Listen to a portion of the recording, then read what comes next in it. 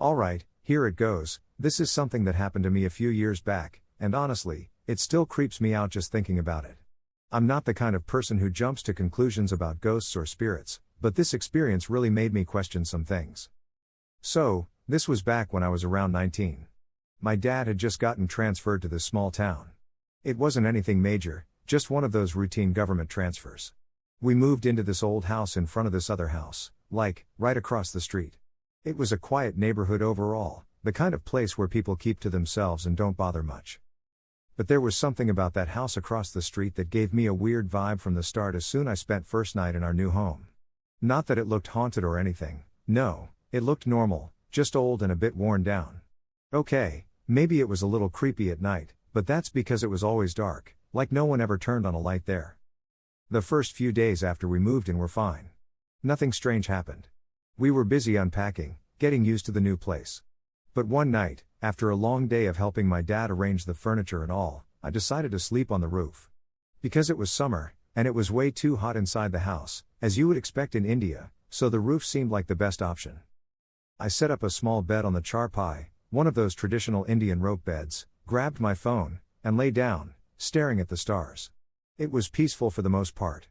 But then, as I was about to drift off, my eyes fell upon the window of the house across the street and it gave me the sensation, as in general horror films, like someone was watching me. At first, I thought I was just being mistaken. I mean, who wouldn't feel a little weird sleeping out in the open like that? But then, I noticed something. The window of the house across the street, it was open. Now, that wouldn't have been weird, except for the fact that I had never seen anyone in that house before. It always looked empty. No lights, no people, nothing. But that night, I could swear I saw someone standing near that window. I sat up, squinting to get a better look, but it was too dark to see clearly. Whoever, or whatever, was there didn't move. I figured it must be my imagination playing tricks on me, so I lay back down and tried to sleep. But I couldn't shake the feeling. It was like there was something wrong, something off. The next morning, I asked my dad if he had seen anyone living in that house. He gave me a weird look and said no, that the house had been empty for a while. Apparently, the last family that lived there moved out about a year ago, and no one had taken up residence since. Without being filmy curious, I just ignored it, thinking maybe I was just tired the night before. Maybe I'd imagined the whole thing. But then it happened again.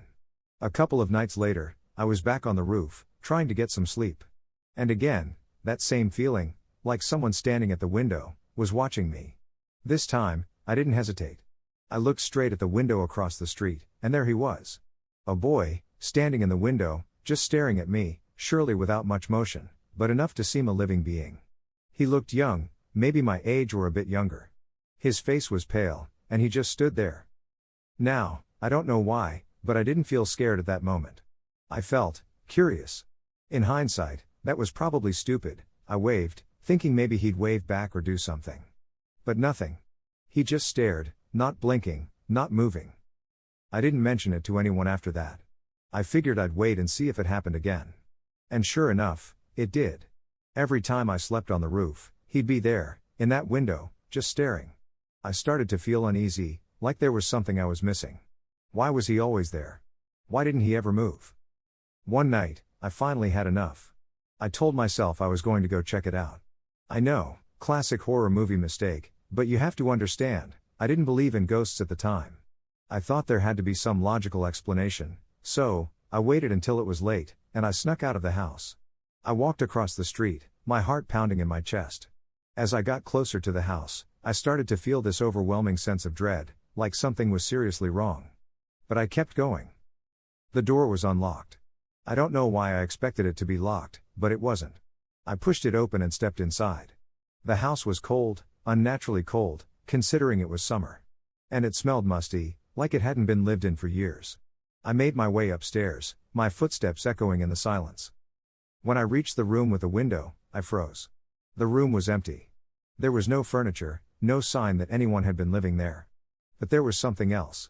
A rope, hanging from the ceiling fan in the middle of the room. And then it hit me, the boy, the one I'd been seeing, he wasn't alive. He had hung himself in that room. I don't know how long I stood there, staring at that rope, but it felt like forever. My mind was racing, trying to make sense of it all. Why had I been seeing him? Why was he watching me? I wanted to run, but my feet felt glued to the floor. And then, out of nowhere, I heard it, a whisper, so faint I almost missed it. "Help me." I turned and bolted out of there, not stopping until I was back in my own house. I didn't sleep at all that night. The next morning, I told my dad about everything. He didn't believe me at first, but then he did some asking around. Turns out, the boy had been real. He'd lived in that house with his family, and a few years ago, he'd killed himself after failing his exams. The pressure had been too much for him. I moved out of that house a few months later. I couldn't stay there, not after everything that happened. But even now, sometimes, when I'm lying in bed at night, I can't help but think about him. About how lonely he must have been, stuck in that house, watching from the window. And sometimes, I wonder if he's still there, waiting for someone to help him.